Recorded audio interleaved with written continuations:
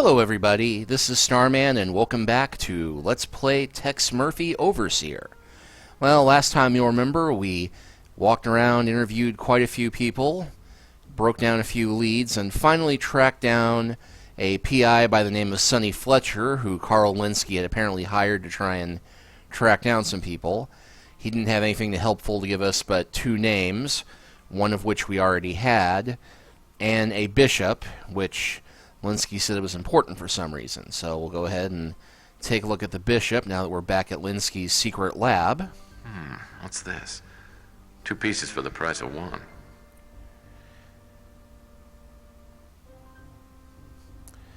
So yes, remember the missing bishop from his chess set at home. And we combine that piece with these pieces. And now we have another little sliding matching puzzle. This one isn't too difficult. You get 3 minutes to do this on game player mode, but the trick is that you just have to line up the black parts and then go from there.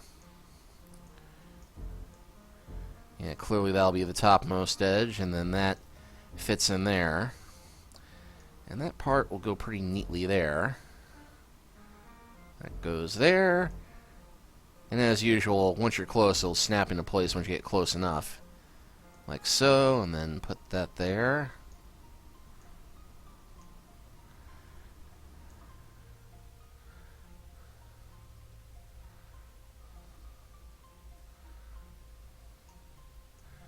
And move that in a bit there. Move that there, and then that one odd piece there. And somehow, despite cards not working that way in 2016, maybe they improved the technology to where you can tape a key card back together. But we now have this card. Pass card E. Well, if they use the same alphabet I do, that means there are at least 5 of these cards floating around. Maybe more.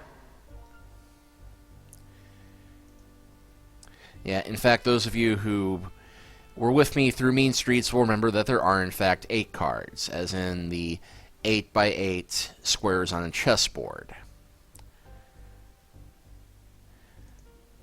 I'll bet this computer is important, but it's got a security protect feature.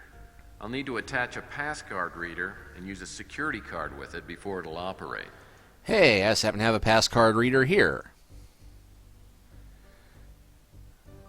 I might have to get a little closer before I can use it, though.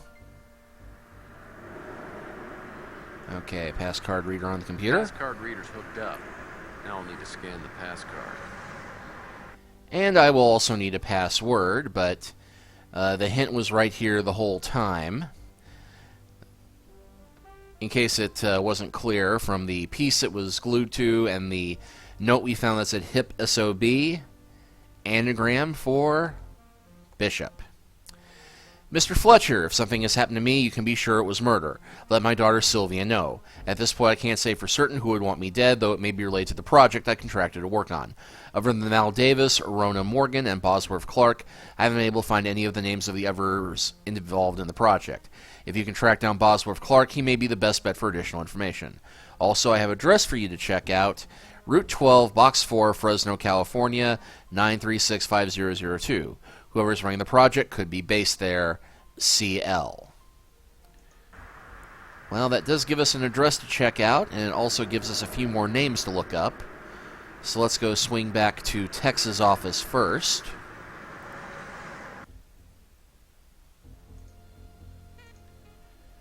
And see what we can find on the old American Info database. What topic would you like us to research? Now, we already looked up Rona Morgan.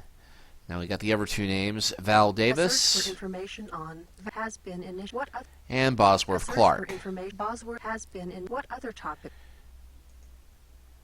Thank you for using. Okay. Okay, let's see. Val Davis, born 1994, East Millinock, ME. Is that Maine? I don't know. Married Matthew Gray, 2016. Graduated University of San Francisco, 2019. Divorced 2023. Worked in USF Biological Research Department. 2020 to 37, appointed department head in 2031, died October 26, 2037 in a speeder crash. That seems awfully suspicious. And finally, Bosworth Clark. Born 1990, San Manuel, Arizona. Attended Tucson Junior College, 2011 to 2012. Founded Remote Access Incorporated, 2012. Sold business AT&T, 2018. Accepted position of senior consultant for satellite technologies at AT&T. Employed there 2018 to present. Started a swing band, the Consultants of Swing. 2022. Released 3 platinum-selling albums. Married Harriet Wagner, 2024. 5 children. Currently on assignment. Whereabouts unknown. Okay, well, nothing substantial there. So let's go ahead and check out the Fresno office. The Fresno address was in the heart of the hot zone, in what might have been a strip mall, at least before the bombs fell. It seemed pretty obvious the place was a front, a red herring meant to throw off any passing bloodhounds. But I'd made the trip, so I decided to check it out. Looks like there were a few packing boxes left over from the move. Now, why would they leave a perfectly good bookcase behind? Looks like there were a few packing boxes left over from the move. Yeah, at first glance, there's not much here, apart from an appointment book. Someone left their day planner behind. I like seeing what exciting things other people get to do. So take a look at this. There are 3 different appointments. Dinner on Monday in San Francisco at 6 p.m. Lunch on Tuesday in Paris at 2 p.m. Breakfast in Sydney on Thursday at 9 a.m. I hope this person can keep track of time zones. And what's this note about? 3 sets of 3. It must be important. Hint, hint, hint, hint.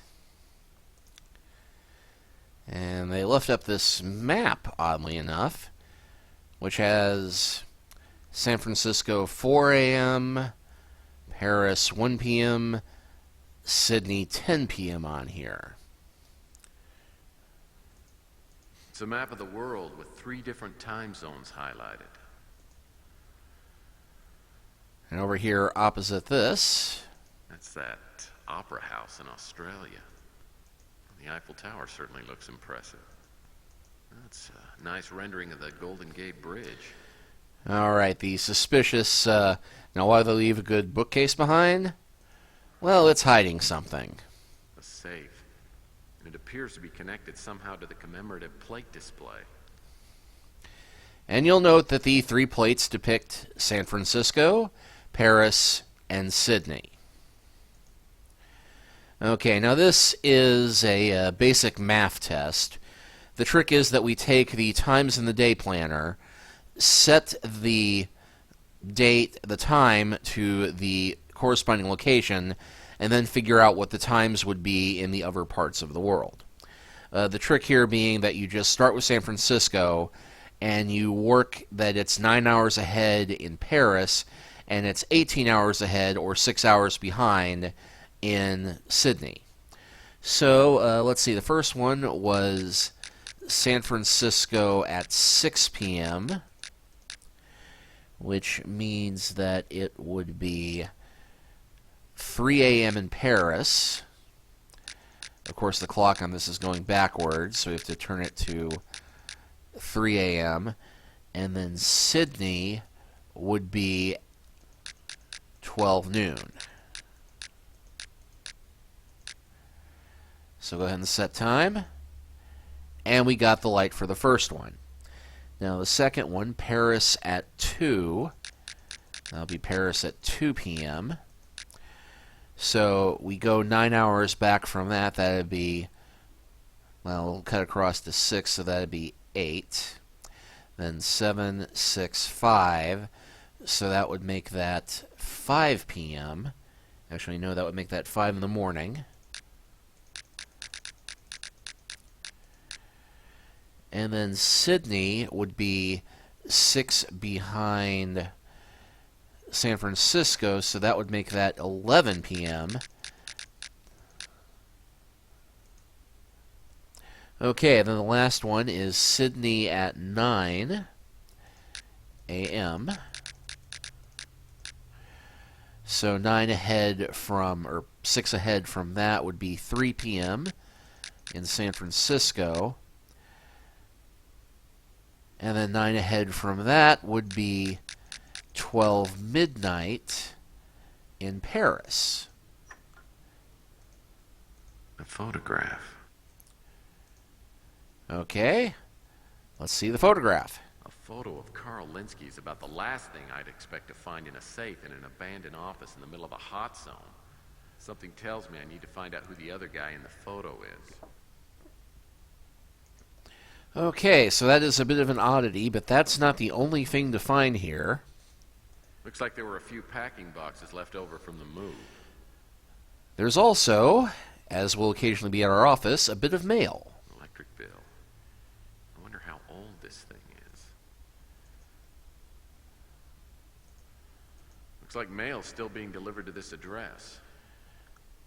Now, this doesn't mean much to us at the moment, but later on we will need to come back here to find a package that, for some reason, was sent here.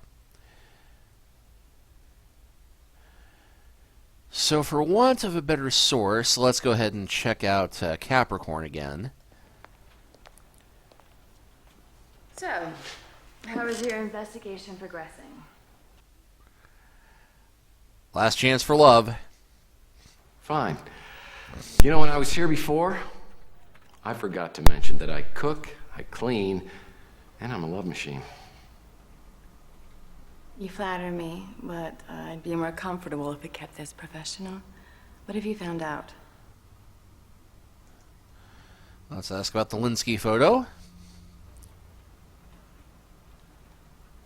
Carl Linsky and John Klaus together. This is extremely interesting. Do you mind if I have this photo examined? I'd like to find out exactly when and where it was taken. I'll let you know if I find anything out, okay? Okay, but first tell me, who the heck is John Klaus? Klaus is a scary man. He has a lot of pull in the law and order party. I think he'd run for office if he could, but he doesn't have the image for it. Instead, he sits behind the curtain and pulls the strings. Yeah, and for those of you who played Mean Streets, you might remember that in that game, John Klaus was actually a friendly scientist who did a fair bit to help us out gratis. This is probably the biggest change in the story between Mean Streets and here. Can't help you there. Okay, no idea who Bosworth Clark is. Never heard that name before? Huh. Some spook you are. I thought you knew everything. But that does give us something to go for. Maybe we'll see if we can bleed Sonny for some more info. When I returned to Sonny's motel room, he wasn't there, but he'd left a letter for me, taped to the door. Okay, let's head back to the office and read the letter. Murphy, I warned you to get off the Linsky case and didn't tell you why, but you have the right to know. A long time ago, believe it or not, I was like you. Young, driven, invincible. I got caught up in an investigation that was too big for me. It cost me the most precious thing in my life. My wife was murdered by a man who calls himself Big Jim Slade. Big Jim Slade.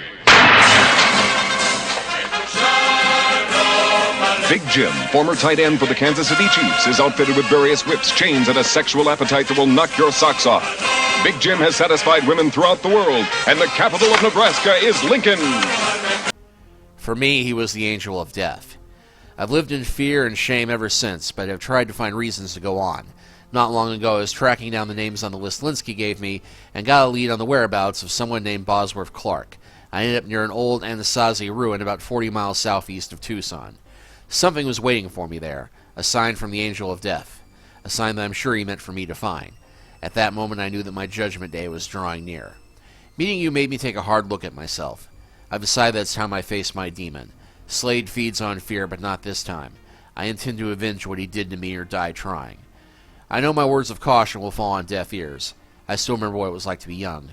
I only ask that you do one thing. Don't end up like me. Sonny Fletcher. And this is another one of the big changes from Mean Streets to overseer is that the character of Sonny Fletcher, well, he was a sleazy PI in the first game, but here he is given a slightly more heroic, if cavalier, attitude as opposed to the corrupt, sleazy PI in the first game. But he did give us a new avenue to pursue, this Anasazi ruin.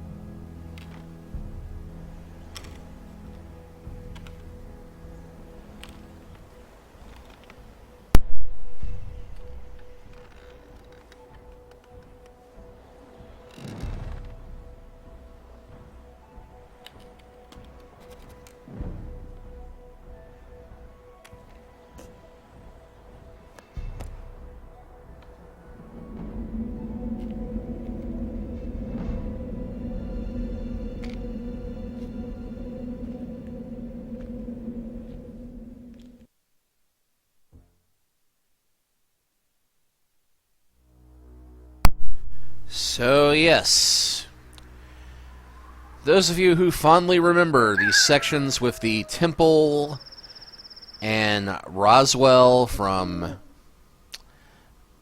Pandora Directive, here's our little section where we get to wander around a ruin for no readily apparent reason and see what we can see, as we hear all manner of crazed wildlife in the background. Have the coyote and the hawk there in short succession.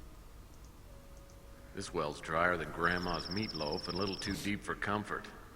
I'd better not jump down there, or I may be here a lot longer than planned.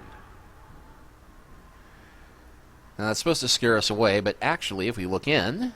There's a bucket down there with a brick in it. If I can find something to hook onto the bucket handle with, I could take a closer look at the brick. Because clearly that brick is something we What need. you'd call lush vegetation.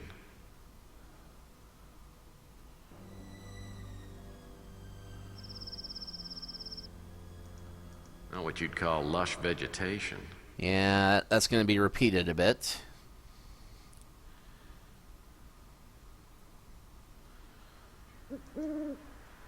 Three interlocking cogwheels are fixed to the walls.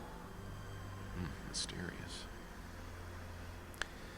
And yes, there is a puzzle there, but we're not going to mess with that just yet. I guess this is the way in, but...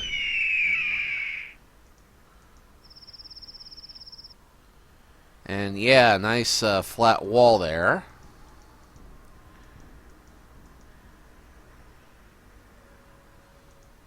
Interior decorating, Anasazi style. Interior decorating, Anasazi style. But that does give us a brick.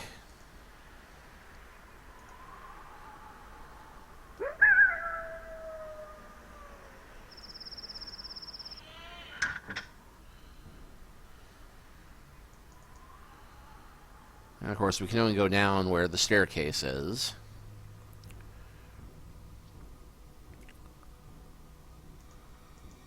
This door doesn't open. I'll have to find another way in. Not what you'd call lush vegetation. Yeah. You ever get a feeling of deja vu? Wooden box. And we'll just pick this box up. And hey, another brick. The view is probably a big selling point for the Anasazi.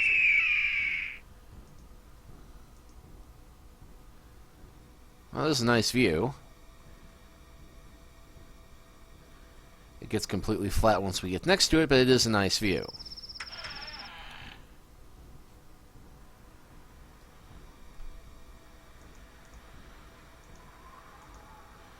And what's just picked up? A pipe of some type. And there was another brick and wooden box.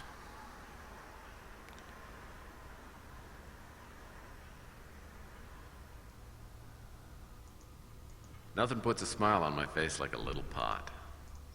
Ha ha. And hey, another brick. And a basket. Oh, a small pot. It looks like a basket.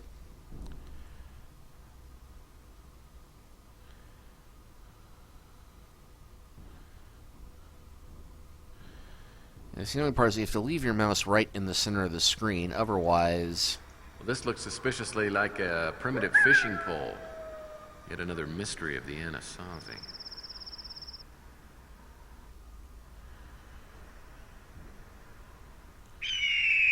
Interior decorating, Anasazi style. I have no idea what this is, but it's probably important. Maybe something around here can tell me about it.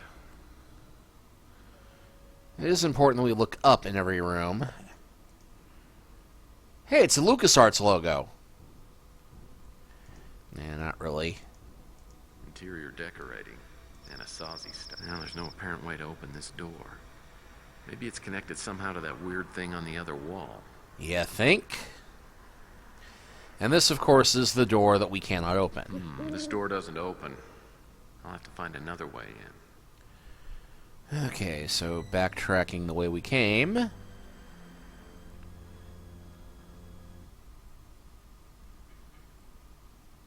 And the mood music just went away. I guess it only kicks in when you're in the temple interior. Oh, no, there it is.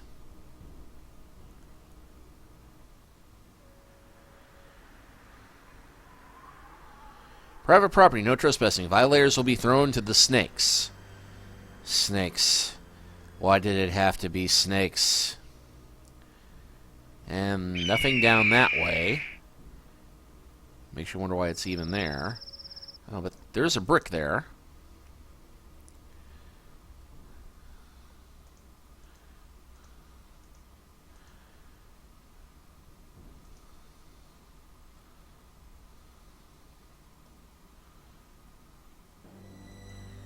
An old guidebook.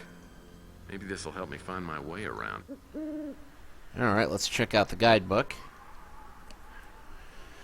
Let's see, brick altar. Inside one of the chambers is a special altar. The ceremony performed required 8 god bricks.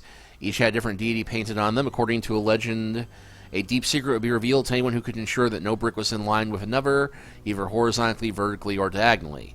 This would allow each god to be the master of their own domain. So what, the gods didn't masturbate?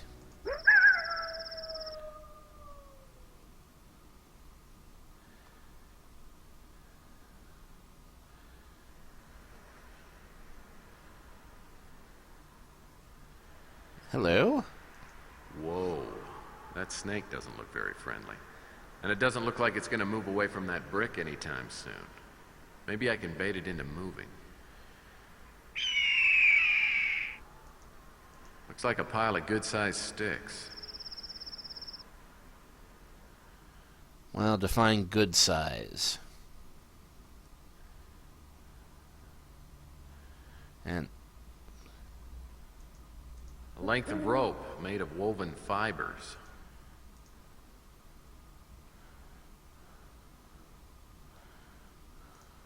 Ceremonial chamber. One of the earliest forms of nightclubs known to man. okay, so let's see. I've got rope. I've got some short poles. And so far I've got brick 1, 2, 3, 4. Need to get a few more from somewhere.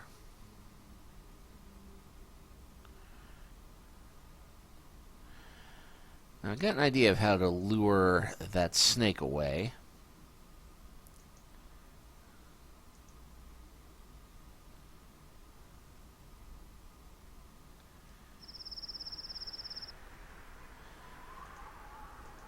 So I now have a vine in a box.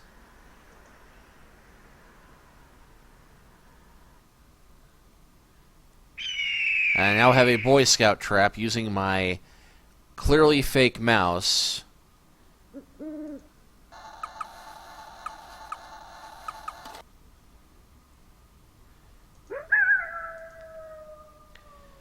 That would be brick 8.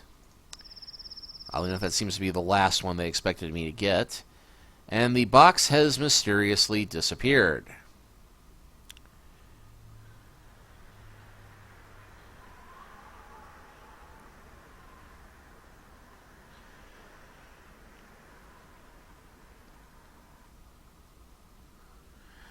Okay, well, I don't think we can avoid it any longer. We're going to have to go back and deal with that one puzzle.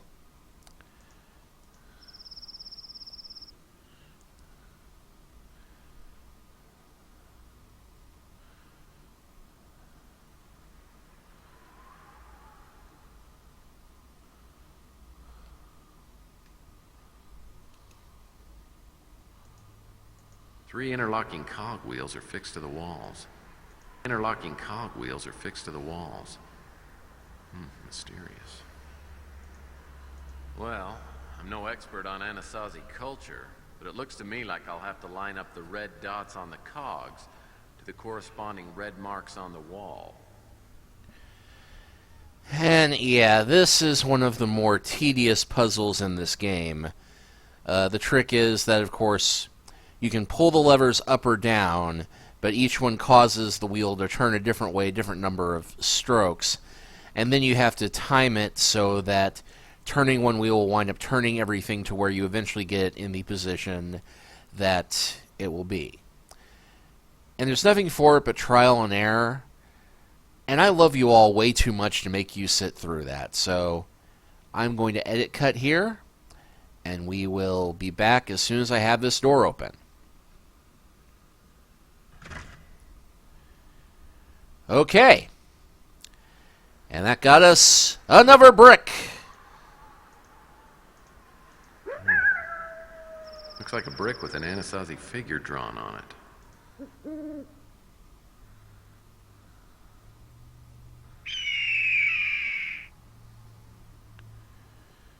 I think I heard something else move. At least I hope I did.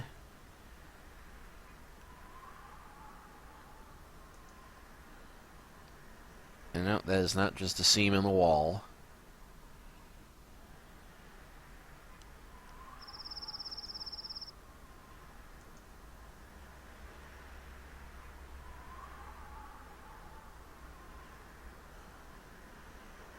It looks like there should be a platform there. There's no apparent way to open this door. Maybe it's connected somehow to that weird thing on the other wall. Yeah, that would actually be where we're supposed to go eventually.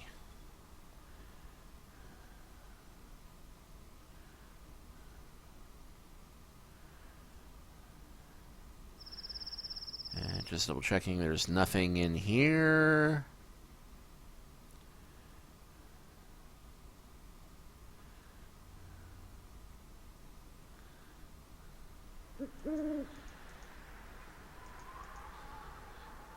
Yeah, I get the feeling I missed something over here.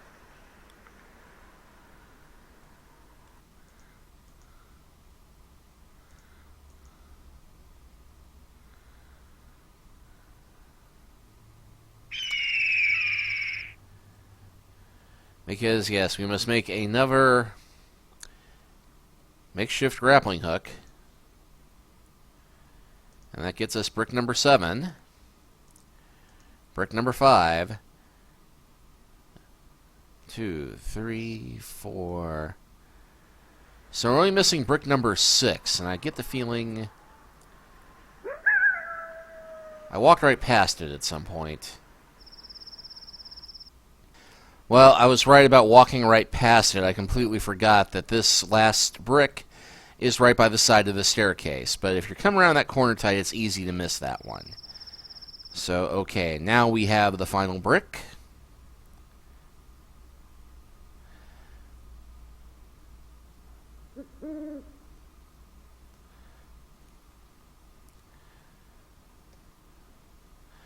And we can go and do yet another tedious puzzle.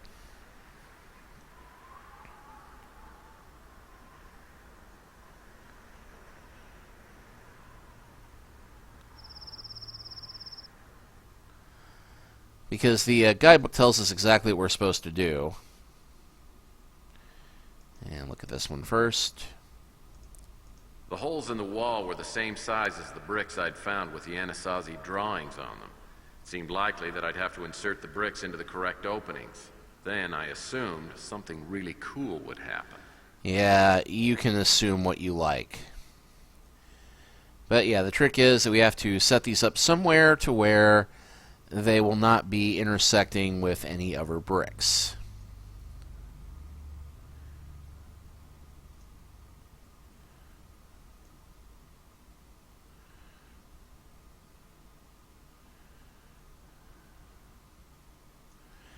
And there's a couple ways to do this one, apparently.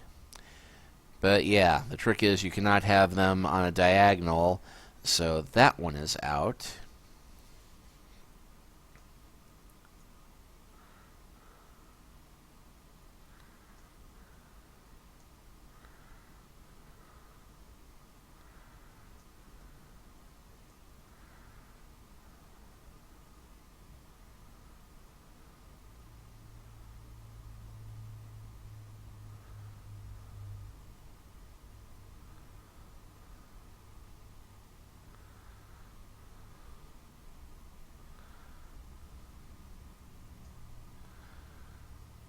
Okay, so now you have something on this row that would not be there. That'd be diagonal. That'd be straight with that one. That one. Can be that one. So close.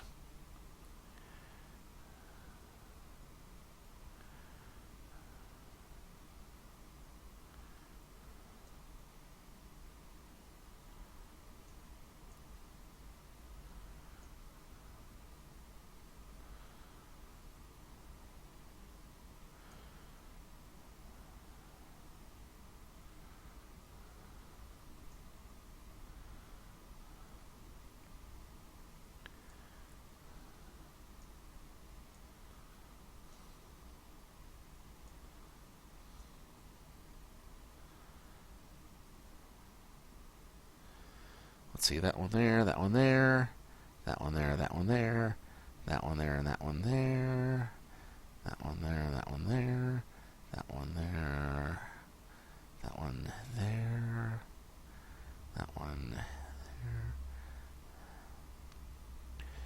Well, that would work, except those two are on a diagonal. Let's switch that one there and that one there. And those are on a diagonal. Ah, heck, okay. So move that one there and that one there.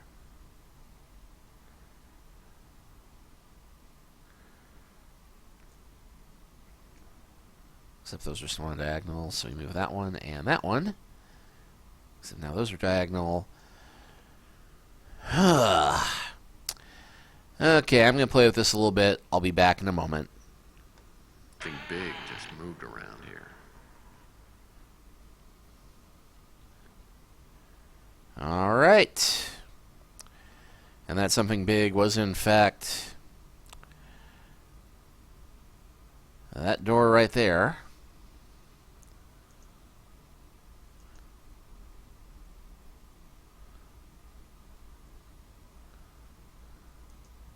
These poles seem to be doing a good job. These poles seem to be doing a good job. Even though nobody's dancing around them. Leather strips. This must have been the local jerky hut.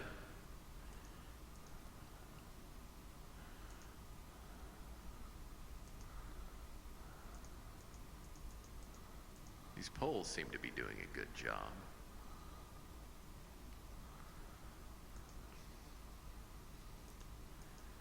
Rare Anasazi light fixtures. Actually, those look decidedly more modern, as does that one light.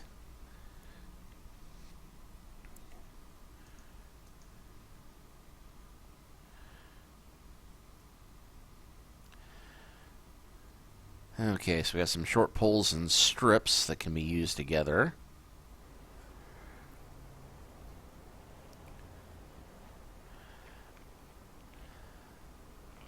Let's see. Only in leap from the lion's head may he prove his worth. That's impossible. Nobody can leap this. There are more structures over there. Looks as though a natural bridge spanned this at one time, but it's long gone. I guess I need to find another way across, but how? You must have faith, boy. You must believe. No, we do not need to do the Indiana Jones and the Last Crusade solution.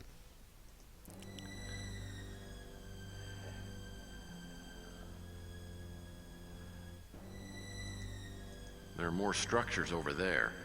Looks as though a natural bridge spanned this at one time, but it's long gone.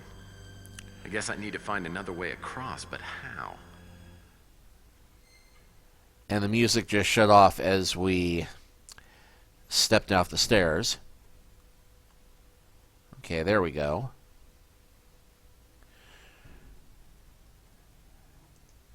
These poles seem to be doing a good job. Well, actually, I think we left something behind us yet again. Because what we were supposed to do is take some poles, long poles, and use them with the short poles and the straps to make a makeshift ladder.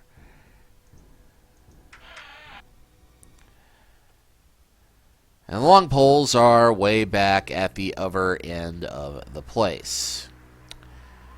And it's a long, tedious walk back, so again, I'm going to edit cut rather than make you watch me walk all the way back around. Be right back. Okay, here are the poles. They're located right by the door to this area, close to where you find the box. And in my defense, these blend in perfectly with the wall here. A couple of long, sturdy poles. So, yeah, I feel vindicated for completely overlooking those the second time I'm playing through this in as many months. But yes, huzzah, now we have that ladder. And again, edit cut to back to where we can use it. And we're back at the edge. About to go over it, as usual.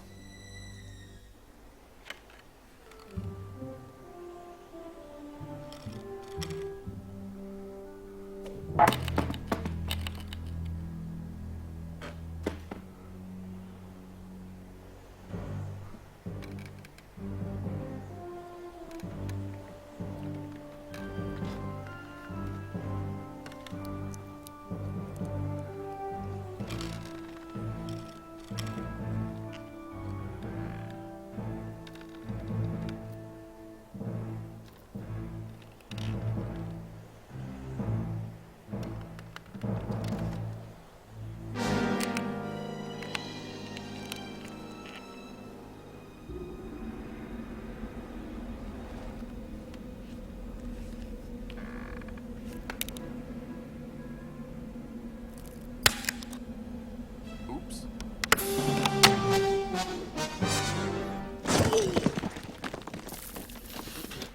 Bullshit!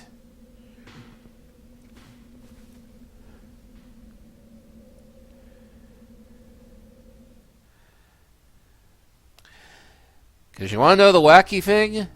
This took us exactly where we needed to go.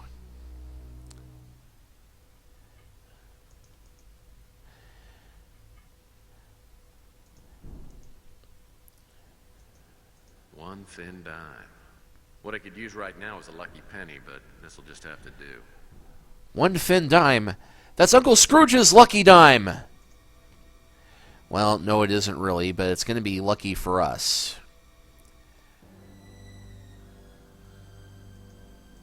Pocket watch. Doesn't appear to have been wound recently. Okay, so now we've got a watch, which, taking it apart, gives us a spring. No springs! A pair of sunglasses, which gives us some tape. And it is, well, some tape. The spring is a spring. And the coin is a 1996 Roosevelt head dime. That must be another way out of here. These poles seem to be doing a good job. Okay, so now we at least know how somebody else got here. Well, I'm no expert, but I don't think metal doors are typical of early Native American cultures. I know the government built dozens of secret military installations around the turn of the century and then abandoned them after World War III. Maybe this is one of them. And it looks like somebody dragged something here. What made these markings from the metal door to the wall? Maybe if I can get past that metal door, I can at least figure out the origin of the trail. And it looks like there's some blood marking there, too. Now, whatever's behind this panel must control the door. Yeah, shame I don't have a screwdriver, but oh, wait. Looks like someone was messing around with this. One of the wire connections is broken. I'll need to find something to repair it with, and be careful not to short the whole thing out. Well, I do have a circuit repair kit. But I don't think that's really going to be necessary here. Okay, so we'll use the spring there to complete the connection. Use that to ground the wire, and boom! Entrance into the secret lab. But before we go in there, I'm going to pause and close this chapter out. Why? Because we have an even more annoying puzzle coming up, and I need a break before we tackle it. And I think you're going to need a break before you encounter the next crazy thing we have to do.